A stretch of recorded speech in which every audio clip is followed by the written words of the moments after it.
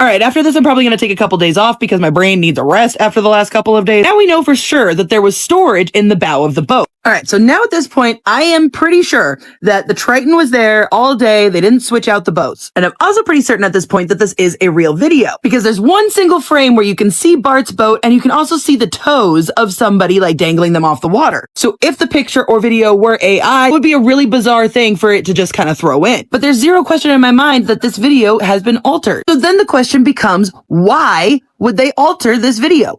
And the only thing that logically makes sense to me is to alter the identity of the two girls. Because if Carter is the boy in red, Wyatt is the boy in the American shorts, Bart's brother Brooke being the one in the navy blue shorts, and then Ike being the one in the teal shorts. Then we've got Warren up here with somebody in this red striped swimsuit and the girl in the teal swimsuit with the backwards hat. So in this picture, this would be Brooks, this would be Ike, this would be Wyatt, this would be Warren, which would leave this to be Carter. Now, whoever this is seems to be very cuddly with Carter. Like, too cuddly, in my opinion, for it to be like a mother or a family member. Thinking about it a lot from the timeline that we have been told. And what we haven't really been factoring in again is the party. Because remember, Warren said he went to the party, but instead of talking with all of his friends, he went upstairs to go talk with his girlfriend's dad. Now, those families are tight. So if that dad of Ava, if that conversation with the dad didn't happen, then they would automatically know that they were lying. So I've been saying for a while that the girl was somehow involved. And mind you, everybody's back on land now. They're getting ready to do the fireworks and everybody's swimming and drinking still, blah, blah, blah.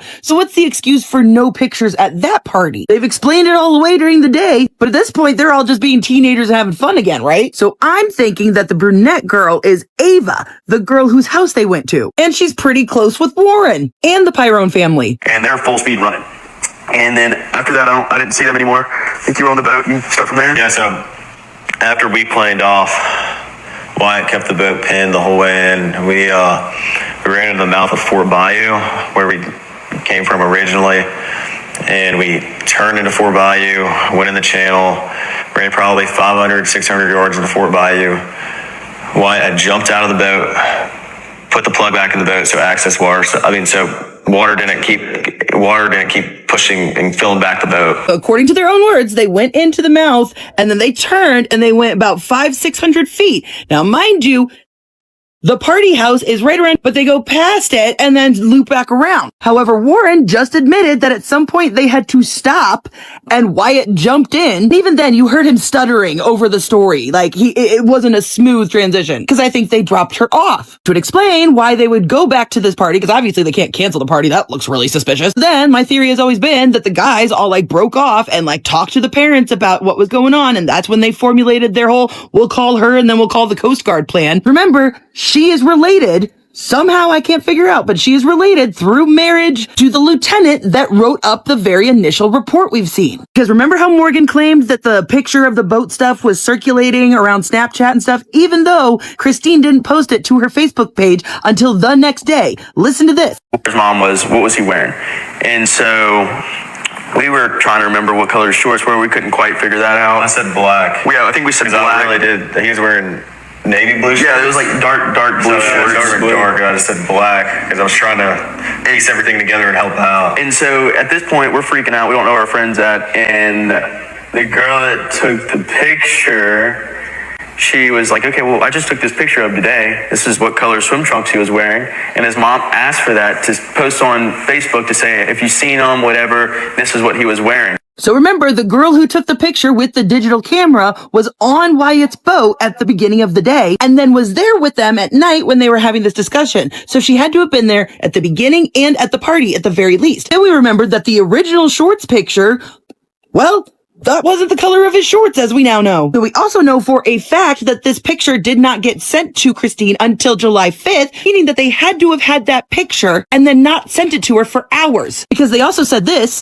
And so that's what we sent to her, or that's what she sent to her, because we're just trying. So they corrected themselves. He said, we sent it. No, she sent it. So then on July 5th, Christine said that they have been up for almost 48 hours straight. And then the very next post above it are the same pictures, but better quality. Why did it take so long to get these pictures to them? Oh, and y'all now that I said that, I realize, so all of these pictures had to come from the same digital camera, right? Meaning this picture did as well. And since I've already proven that this picture had used AI to do something weird because, you know, there was no little bar here, only explanation for using AI on just this little part would be to obscure the reflection that was in this poll of the person who was taking the video. Or the pictures. Oh my God, yes. That makes sense. Love it when I figure that stuff out in real time for you on camera. So it makes sense to me that this photo video thing was altered to cover up this girl's swimsuit. Because let's face it, this swimsuit is the ugliest thing. It has like supposedly like sleeves and it's a tankini, but it goes like in a weird cut, but it's ugly. It's ugly and it's clearly not what these debutante beauty queen girls are wearing to a 4th of July beach party. So I'm like 70% sure that this is Ava. Oh wait, oh my God. Wait a second. I've shown y'all guys before that there's 4 boats out here in this little cluster, right? But I'm looking at these weird pink lumps and stuff at the front of the boat, Bart's boat here. Is that a pile of life vests? Because I'm realizing there's not 20, 30 people on all of these boats. Like I'm seeing 10, 12 people here tops. Let's not forget what a full house looks like on these boats. Because even in this video at the meetup place, there's not 20, 30 people getting ready to get on these boats. I mean, the boat left at 9:56, according to the GPS. We got like 7, 8 people here, like 6 people here. And also, if they were legitimately needing to be towed and they were trying to get the water to run off, why are they all spread out on the boat? Why are they on the boat in general? Why didn't they just get off on land or get on another boat? Trying to get the boat to tip up and go planing. Why do you have over half the boat on the front of the boat? These are experienced fucking fishermen. They know better than that. Yeah, I can't believe I've never thought of that before. If the boat was sinking, why are they even on the fucking boat? Yeah, and if it was so common and so easy to get, you know, rides back with other people, you know, strangers on Horn Island, why did they need to load everybody on the boat? Or were they yelling at Nolan to get on the boat? They didn't need to get him on the boat. And now that I'm looking at this, doesn't it look like Warren is on the phone? Could this have been when he was calling his mom 8 times? Also, one more thing that stuck out to me. We called law enforcement. I was with Wyatt at the time after we left Jackson's house that night. I was with Wyatt, and one person we were with saw that their location was actually headed towards Wyatt's house. And so Wyatt got on the phone with 911 and was like, hey, these people are on the way to my house or already at my house.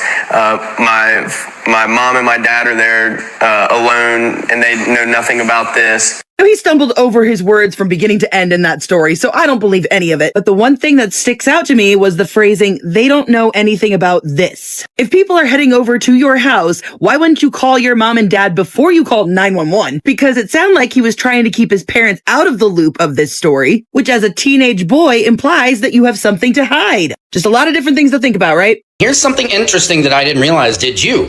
That first of all, the judge was on the island, according to Warren. You could. If you want to sit, if you're motivated enough to do it, yeah. Like, I made a phone call to my mom, and I had to call her like 8 times before she picked up because either her service was bad, because she was on the back side of the aisle on the south side, or my service was bad, and it was just hard to get through. She was on the island. That's very interesting. And here's another thing. This allegedly, on the ledge of allegedly, 911 call where they talk about going to the judge's house. Why would 911 get called to the judge's house? I don't know. What do you guys think? We're en route to the judge's house now. Negative. We're en route to the judge's house now. You said you're en route to the judge's house or from the judge's house? En route to the judge's house. Hey, I'm just here asking the questions, not accusing, not saying anything at all, but it is a little bit odd, especially after the judge texted Christine just saying, if and when you ever want to talk, here's my number. Why would she say if or when? Why would she say if? It's weird. We have a new update regarding Nolan Wells, and I'm going to say it. It is a bombshell piece of information regarding the Nolan Wells investigation. Over the last couple of days, you've heard me say that the family is waiting for the district attorney to get in touch with them to schedule that joint investigation and cell phone extraction. We just found out on August 13th, which was literally just 2 days ago, that said District Attorney Mickelrath of the Jackson County, Mississippi, decided to send another letter to the family stating, you have 48 hours to drop off the cell phone. I'm sorry, is that the same thing as a joint investigation? Somewhere on Horn Island, during the last stretch of time anyone can confidently account for, Nolan Wells was still alive. And somewhere between that point and the call telling his mother he was not coming home, something happened that 6 weeks later still has not been explained in a way that closes every gap. Instead, the more this case gets discussed, the more the same questions keep coming back. Who had what evidence? When did investigators ask for it? What was preserved immediately? What was left sitting outside law enforcement's hands? And why are some of those questions only becoming urgent now? Because look at where this case stands. There is now a grand jury reviewing evidence. Nolan's phone has become one of the biggest points of dispute in the entire investigation. His keys reportedly ended up back with members of the group before eventually becoming part of the wider discussion about what happened that night. There is audio connected to the timeline that has been publicly debated. There is footage showing the boat leaving the dock that morning, while no comparable footage showing that same boat returning has been publicly produced. And sitting in the middle of all of it is one device that could potentially help answer several of these questions at once: Nolan's phone. That phone has now become more than just a piece of evidence. It has become a test of how every side in this case talks about transparency, when transparency actually requires something from them. According to the Wells family's attorney, there was an understanding reached on July 15th that Nolan's phone would be examined through a joint process with FBI involvement. The family says that was the arrangement they believed they were operating under. Both sides present a forensic examination, federal involvement, a process where there would be less room later for anyone to question what was extracted, how it was extracted, or who had access to the device. Then the situation changed. According to correspondence released by the family's attorney, the district attorney's office later instructed them to deliver Nolan's phone to the office by 9 a.m. on August 14th. The family's attorney objected, arguing that simply dropping the phone off was not the same thing as the joint examination they believed had already been agreed to. They also said the family was away and could not practically meet the deadline being imposed. And that is where this stops being a simple argument over who had possession of the phone, because now there are two separate timelines we have to look at. There's the timeline of Nolan's final hours, and then there is the timeline of how investigators handled one of the most important pieces of evidence connected to those hours. Why did the phone reach this level of urgency in August? If the device was important enough for the district attorney's office to set a short deadline for its delivery, when exactly did it become that important? Was that same urgency present during the first week? Was there an immediate request to secure it? Was there an effort to preserve everything on it before weeks of public arguments began? And if there was, what happened? Those questions do not prove anybody mishandled evidence. They do not prove anything was deleted. They do not prove the phone contains some hidden answer that changes the entire case. But they are legitimate questions because digital evidence does not become more reliable simply because more time has passed. The earlier a device is secured, preserved, and examined properly, the fewer arguments there are later about what may have changed, what may have disappeared, who had access to it, and whether something was altered accidentally or intentionally. And this is exactly where the conversation becomes uncomfortable for more than one side. Attorneys representing members of the friend group have repeatedly emphasized cooperation. The broader message has been that their clients have been available, that investigators should look at the evidence, and that the truth should be allowed to come out. That is a strong position to take publicly. If your clients have nothing to hide, then naturally you want the evidence examined. You want the phones reviewed. You want the timelines compared. You want investigators to follow everything wherever it goes. But on Nancy Grace's panel, when the discussion moved specifically toward Nolan's phone and what should happen to it, the framing became narrower. The response shifted toward the legal reality that getting Nolan's phone into investigators' hands was not necessarily the responsibility of its representing the young men. And legally, that may be completely fair. They do not control the Wells family. They cannot force another party to surrender property. They are there to represent their own clients, not manage the prosecutor's evidence collection. But listen carefully to the difference between those two positions. We want all the evidence examined is broad. That particular piece of evidence is not our responsibility is narrow. Both statements can technically be true at the same time, but when they are said minutes apart, they create a fair question about how far the commitment to complete transparency actually goes. Because if the position is truly that every piece of evidence should be examined, Nolan's phone is not some side issue. It may be one of the most significant digital records connected to his final day. That does not mean those attorneys had a legal duty to obtain it. They did not. But there is a difference between legal responsibility and public advocacy.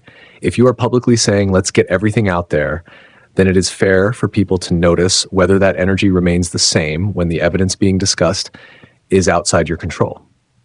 But the exact same standard has to be applied to Nolan's family. You cannot demand transparency from the friends, their attorneys, investigators, and the district attorney's office while refusing to examine whether the family's own actions deserve questions too. The family recovered Nolan's phone, and according to what has been discussed publicly, that device remained outside investigators' hands while lawyers negotiated the conditions under which it would be examined. There may be very understandable reasons for that. This is a family that lost a son and says it has serious concerns about how the investigation was handled from the beginning. If they believed a joint examination had already been promised, it makes sense that they would resist suddenly being told to simply hand over the device under a different arrangement. Their attorneys may also have been concerned about preserving the integrity of the extraction, documenting who handled the phone, or ensuring federal participation. Those are not ridiculous concerns. But understanding why somebody does something is not the same as saying the decision cannot be questioned. If Nolan's phone can help establish his final communications, his movements, his contacts, or the sequence of events surrounding his disappearance, then every additional day it remains outside a formal forensic process becomes part of the story too. And that is the new layer here. This is no longer only a fight about possession. It is a fight about control. Who gets to control the evidence? Who gets to watch it being examined? Who gets to decide which agency performs the extraction? Who gets the first look at the results? Who gets to say afterward that the process was fair? Those questions matter because this case already has a trust problem. The family questions the investigation. Attorneys for the friend group question allegations being made publicly. Online creators question witness accounts. Viewers question the timeline. And every new disagreement creates another reason for one side to distrust the other. That is exactly why the forensic process around Nolan's phone matters so much. A proper extraction is not supposed to belong to the family's version or the friend's version. It is supposed to produce data that can be compared against both. If somebody says Nolan sent a message at a certain time, the phone may help confirm it. If someone says he was communicating with a particular person, records may help establish that. If messages were deleted, forensic tools may sometimes recover traces depending on how the device and application handled them. If location information exists, investigators may would compare it with boat movements, other phones, and witness statements. That is where this case eventually has to go.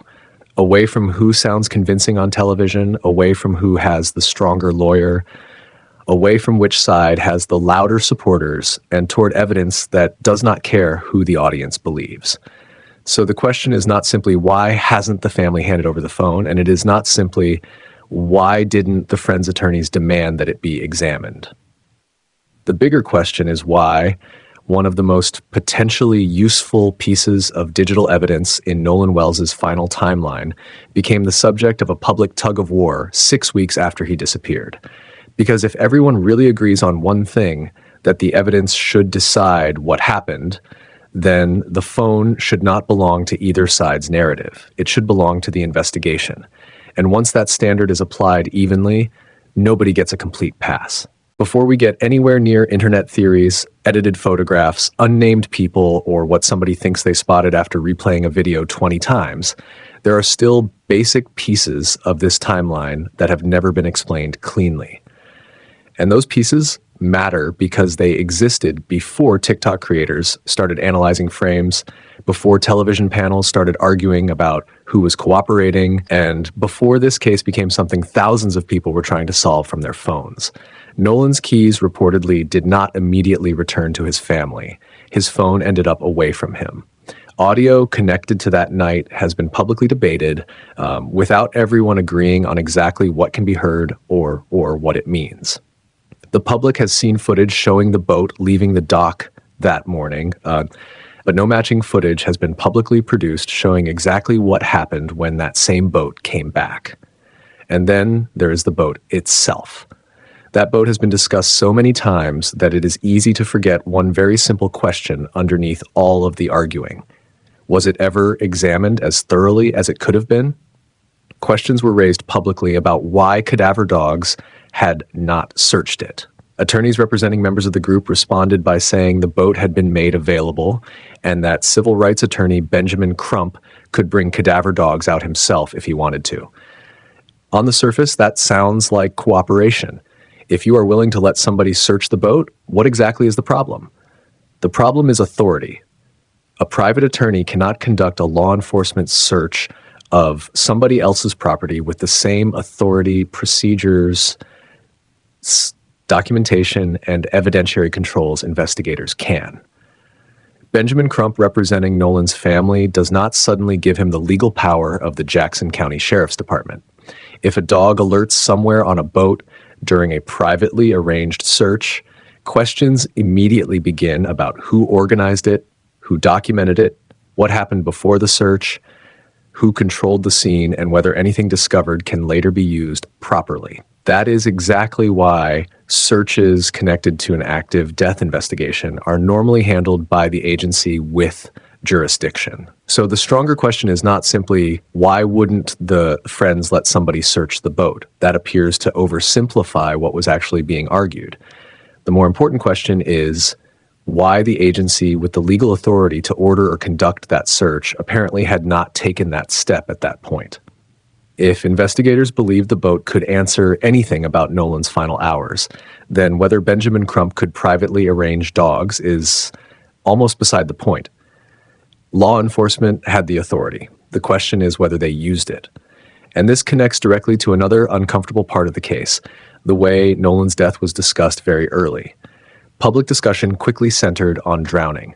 That may eventually prove to be exactly what happened. But the medical information described publicly did not immediately provide a simple, final answer explaining how Nolan died. The independent autopsy findings that were discussed publicly left the cause and manner unresolved, while the state's complete findings were not immediately available to the public.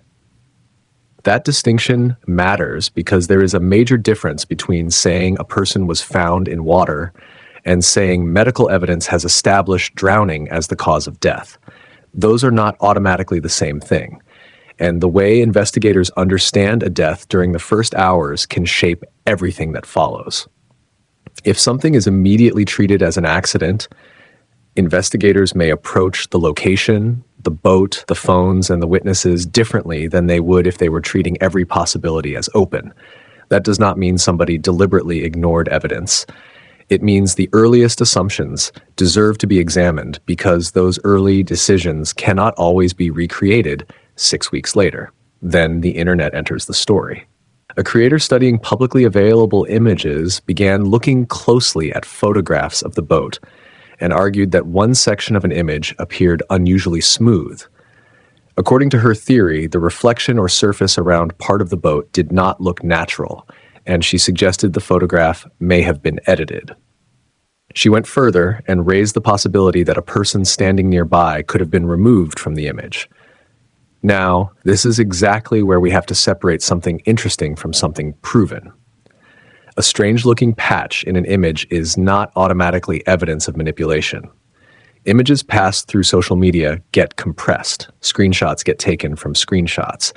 Phones automatically sharpen faces, reduce noise, smooth surfaces, and rebuild areas using computational photography.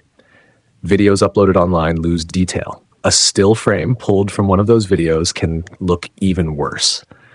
All of those things can produce artifacts that look suspicious when you zoom in far enough. As of what has been publicly established, no forensic image expert has demonstrated that somebody was digitally removed from that photograph. So we are not going to tell you that happened. But buried underneath that theory is something more important, because it does not depend on interpreting pixels at all. According to the sheriff's report discussed publicly, Nolan was reportedly last seen in the company of a woman. That statement exists independently of the internet's photo theory. And that creates a much stronger question. Who provided that information to investigators? Did that person actually see Nolan with her? Or were they repeating something somebody else told them? At what time did this supposedly happen? Where on the island did it happen? Was that account independently confirmed by another witness, a photograph, a message, location data, or anything else? Those questions matter far more than trying to identify a reflection in a metal pole. Because if the woman is central to the last known account of Nolan alive, then investigators should be able to establish exactly where that information came from. If multiple witnesses independently saw the same thing, that strengthens the account. If everyone was repeating one person's story, that is something very different. The number of people repeating a statement does not make it independently verified if they all received it from the same original source. And the same issue appears when you look at the Coast Guard timeline. Different public accounts have described contacts with the Coast Guard in ways that do not always fit neatly together. There has been discussion about someone knowing a person in the Coast Guard, about calls being made, and about when the Coast Guard was officially notified that Nolan was missing. Those details matter because calling somebody you personally know who happens to work for the Coast Guard is not necessarily the same thing as officially reporting a missing person and triggering a documented search response. That distinction may have a completely innocent explanation. People dealing with an emergency do not speak like lawyers. Teenagers dealing with a missing friend do not necessarily understand the difference between an informal call, an official notification, a search request, and a dispatch entry. People remember times incorrectly. Multiple calls can happen close together. Someone may say, "We called the Coast Guard," like when what they actually mean is that one person called someone who worked there, and another official notification happened later. Chaos creates messy timelines. But that does not mean every inconsistency should simply be waved away as chaos. 6 weeks into an investigation, witnesses should not still be carrying the entire weight of the timeline. Their memories are starting points. They are not the final answer. Investigators can compare emergency dispatch logs. They can look at phone records showing when calls were placed and how long they lasted. They can review GPS information from the boat. They can compare the boat's movements with phone location data. They can establish when the vessel left Horn Island, where it stopped, when it reached the mainland, and which phones were moving with it. They can compare those records against what each person said happened. That is where this investigation should eventually become much less dependent on who sounds believable, because a witness may forget whether something happened at 4:15 or 4:45. A GPS record does not. Someone may honestly confuse which call happened first. A dispatch log gives you a timestamp. Someone may remember seeing Nolan at a particular place. A photograph, metadata record, or location history may either support that memory or challenge it. And that is the real issue underneath all of these smaller controversies. The boat, the missing return footage, the keys, the audio, the woman in the sheriff's report, the Coast Guard contact, and the conflicting descriptions do not each have to become evidence of some massive conspiracy. They may have completely ordinary explanations, but ordinary explanations can still be verified. And after 6 weeks, that is what should matter, not whether one side tells a more convincing story, not whether an internet creator can make a strange patch in a photograph look suspicious, not whether somebody on television thinks a witness sounds nervous. The question is whether the independent records tell the same story the witnesses have been telling. Because by this point, the witnesses should no longer be carrying the timeline. The data should. And this is where another overlooked detail starts to matter more than it first appears. In one interview, Warren described trying repeatedly to reach his mother because she was on another part of Horn Island and the service was poor. He said he called several times before she finally picked up. Elsewhere, though, he described cell service around Horn Island in a much easier way, almost as if making a call from that area was not especially difficult. Now, those two descriptions may have a completely ordinary explanation. Cell service around open water can change from one location to another. A phone can have reception in one spot and lose it minutes later. A person can move a few hundred yards and suddenly have a completely different signal. So the difference by itself does not prove Warren was being dishonest. But the bigger question is not really about the phone signal. It is about his mother.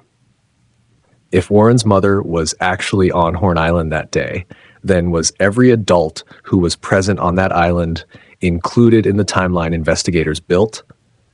That sounds like a small detail until you think about how a proper timeline is supposed to work. Investigators are not supposed to focus only on the people whose names become popular online or the teenagers who gave interviews. They are supposed to identify everyone who was physically present, establish when they arrived, where they were, who they were with, what they saw, and when they left. An adult being on the island does not make that person suspicious. It does not mean that person saw anything important. It does not mean they were involved in Nolan's disappearance in any way. But it does make them another data point. And if that data point was missing from the public timeline, the obvious question is whether investigators knew about it from the beginning, or whether this was another detail that only became noticeable after people started going back through old interviews. That is important because one overlooked person can affect more than just a head count. That person may have photographs. They may remember when certain boats arrived. They may have seen who was together. Their phone may contain location data. They may have made calls or sent messages that help establish timing without them even realizing it. Again, none of that makes them a suspect. It makes them a witness who could potentially help confirm or challenge parts of the timeline. Then there is the 911 issue. One public account describes Wyatt calling police because people using a phone location appeared to be heading toward his house, and he wanted officers there before they arrived. Another interpretation circulating online describes a call involving what has been referred to as a judge's house. Those could easily be different descriptions of the same event. Someone may have misheard a phrase. Someone may have remembered the wrong house. A creator may have connected two separate statements that were never meant to describe the same call. Or there could have been more than one call that night. But this is exactly the kind of question nobody should have to solve by guessing. Dispatch records exist. If there was a 911 call, there should be a timestamp. There should be information about who called, what was reported, and what address or location officers were given. If there were two calls, the record should show two calls. If everyone is describing the same call differently, the dispatch log can settle that too. And this brings us to what may be the most important layer in the entire case. For weeks, almost every public argument has centered on memory. What Warren remembers, what another friend remembers, what Nolan's mother says she was told, what an attorney says happened, what somebody thinks they heard in an audio clip, what a creator believes she sees in a photograph. But investigators do not have to decide which memory sounds the most convincing. They can build another timeline underneath all of those stories. A timeline made from records. Boat GPS data can establish where the vessel was and when it moved. Cell tower information can sometimes help establish the general area where a phone was operating. Dispatch logs can tell investigators exactly when emergency calls were placed. Photos and videos can contain metadata showing when they were created. Carrier records can establish calls and messages. Other phones from people on the trip can provide their own location histories. Service providers may still have information that no longer appears on a device. And when investigators put all of those pieces together, something changes. The question is no longer who sounds more believable. The question becomes whose version matches the data. That difference matters. A person can honestly remember a time incorrectly. Someone can say something happened at 5 when it really happened at 5:20. Panic, alcohol, exhaustion, fear, and the passage of time can all affect memory. But a GPS timestamp does not become nervous during an interview. A dispatch record does not change its story 6 weeks later. That is why the fight over Nolan's phone matters. But it is also why this investigation should never depend entirely on Nolan's phone. Even if investigators did not immediately have that device in their possession, there are still other sources they can pursue. They can compare the phones belonging to the other people who were there. They can examine vessel tracking information. They can obtain dispatch records. They can seek carrier data. Depending on what exists and what legal process is available, they may be able to obtain information from online platforms or cloud services. Each source may only provide one piece, but enough pieces can build a timeline that is much harder to argue with. And that raises the question that has become harder to ignore as this case has dragged on. If so many independent sources of information exist, why are basic questions about Nolan's final hours still being debated publicly 6 weeks later? That does not automatically mean somebody is covering something up. It does not prove the friends lied. It does not prove Nolan's family handled his phone improperly. It does not prove a photograph was edited, and it does not prove that every inconsistency online is important. What it shows is that the public version of the story still contains gaps that objective evidence should be capable of narrowing. Who exactly was on Horn Island that day? Which adults were present? Who last saw Nolan in person? At what time? When did each boat leave? Who had Nolan's phone? Who had his keys? When did those items change hands? When was the Coast Guard first contacted informally? And when was the missing person situation officially reported? Where did the boat travel between leaving Horn Island and reaching shore? Do the phone records, dispatch logs, and GPS information support the stories that have been told publicly? Those are not questions that should be answered by TikTok theories or comment sections. They are questions for records, and until those records produce one coherent timeline, the biggest mystery in Nolan Wells' case remains exactly where it began. There was a final period when Nolan was known to be alive. Then there was a stretch of time that still has not been completely explained, and almost everything that matters in this case is sitting somewhere inside that gap. That were on the boat that day. Officer Tatum, thank you for being with us. Let me talk about this one moment. We've got so much to get to. I'm going to try to be brief.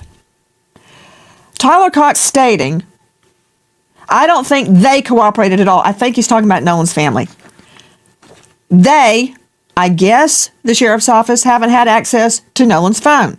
Well, can't they subpoena that? It's called a subpoena ducis tecum. You're familiar with those. You've testified in court. A subpoena ducis tecum is, we hear about subpoenas for testimony. I've been subpoenaed.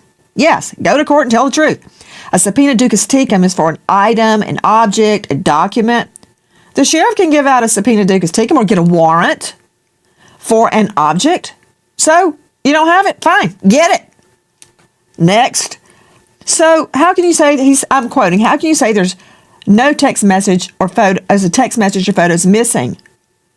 Our boys had no reason to do anything with Nolan's phone other than give it back. So seeing anything about missing text or Snapchats completely false. Well, according to the mom, Officer Tatum, she says that there was nothing sent out while Nolan was at Horn Island, which she found very odd. I have no reason to disbelieve her. So how can you say there were missing or there weren't missing? I don't think you can say it either way. Why don't they just get a search warrant and go get the phone? You know what? Forget all that. Officer Tatum, where is Nolan's phone? Do authorities have it? Well, from my understanding, authorities do not have it, and the family have not been cooperating with authorities to give the phone over. According to the testimony or written statement from the lawyer that represents the family, the Nolan Wells family, he had made mention that he's prepared to cooperate, but they have not cooperated yet, which is very interesting to me. You want to find out what happened to your son. You would think you will be doing everything you can to cooperate. I can't judge her. I don't know what's in their mind, but it just seems to be very off-putting for them not to at least give the phone over and do what exactly they told the world they were going to do, and that is to allow a forensic extraction of his phone. Therefore, the world can see if there is things that have been deleted. I think Tyler Cox is very clear about what he's saying, that the boys had nothing to do with it. So if there's anything missing from the phone, it had nothing to do with them. Now, I'll add this. When you look at what Christine said. Brandon, whoa, bit. I'm going to go right back to what you're saying, but you're saying a lot, and I want to address each thing so we don't leave anything out. Number one, you just stated that, basically. Correct me, you can paraphrase this any way you want to. It looks really bad for Nolan's family not to hand over the phone. Do you have any independent knowledge they have not handed over the phone? According to their lawyer that wrote a statement, and the statement was, we're prepared to cooperate, but that was as of the 11th, therefore they have not cooperated. Tyler Cox has made mention that he don't believe they cooperated whatsoever. He don't believe they cooperated whatsoever as well. So extrapolating, you're taking the words, Tatum, that their words that they're prepared to cooperate to mean they haven't handed over the phone. Isn't that true? I'm putting everything together, right? We have Tyler Cox that's coming out and saying that he has no indication whatsoever they've cooperated. The family has not come out and said that there's any findings. And then also the attorney that represents the family is saying that we haven't sent or gave the phone over, but we're willing to. And that was as of the 11th. No, so it appears that there's no indication. Hold on. Brandon, you may very well be a lot smarter than me, but I can hear. Okay. The statement was, we're prepared to cooperate. I guess from Crump. That does not mean we have not handed over the phone, but we will. Well, Nancy, when you put it all, you have to put the totality of circumstance together. I'm not there to be in the room with the investigators to determine, but I'm just going off of what knowledge we have and that's been given to us that's available. And what Tyler Cox is saying, and I'm taking him at his word, he's saying that there's no indication that they've cooperated. The lawyers that represent the family is saying we're prepared, but they did not say that they cooperated whatsoever. So I'm looking at the statements that are produced, and all of the statements indicate that there has not been a cooperation with the phone being extracted from investigators. Therefore, there is no true determination that things were missing from the phone. Well, I mean, we have no other. We have nothing else to go off of. Prepared to cooperate. For all I know, that means we'll come in for questioning. We'll let you search his belongings. It can mean anything that does not equal. We have not handed over the phone. But hey, you know what? Nancy, it's been weeks. You say tomato, I say tomato, because it kind of doesn't matter, and I'll tell you why it doesn't matter. Actually, I'll let an expert tell us why it doesn't matter. To Heather Barnhart joining us, digital forensics expert with Celebrite. We learned all about Celebrite during the Alex Murdaugh trial. That's how we got everything off of his dead, murdered son's phone. And the SANS Institute, SANS. She is one of the preeminent digital forensic experts in the country. She helped crack the Brian Kohberger case, and she is co-author of Practical Mobile Forensics, now in its 4th edition. That means that many people have used it. Heather, thank you for being with us.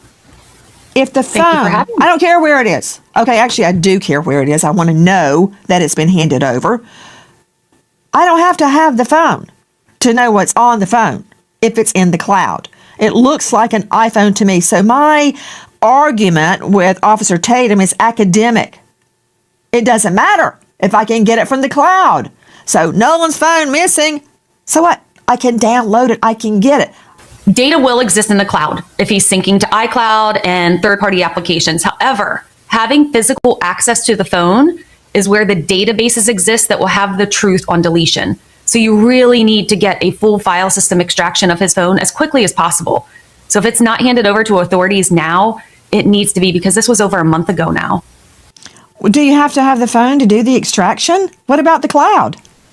Cloud data is different, and there's a lot of information there. There could be unique information in the cloud that's been removed from the phone, if anything was removed, but it's best to have both cloud and the phone to paint the entire pattern of behavior and to see the truth.